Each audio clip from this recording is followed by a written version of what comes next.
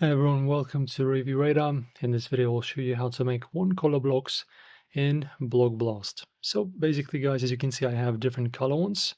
So to be able to make them all same color, you go to the settings and you replay until you get the same color. As you can see, I have now green, blue, and what is that, like some kind of orange.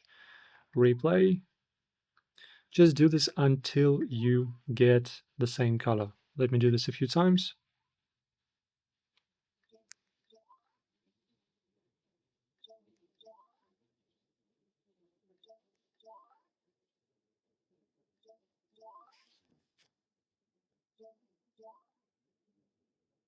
And there you go. As you can see, now all of them are the same color.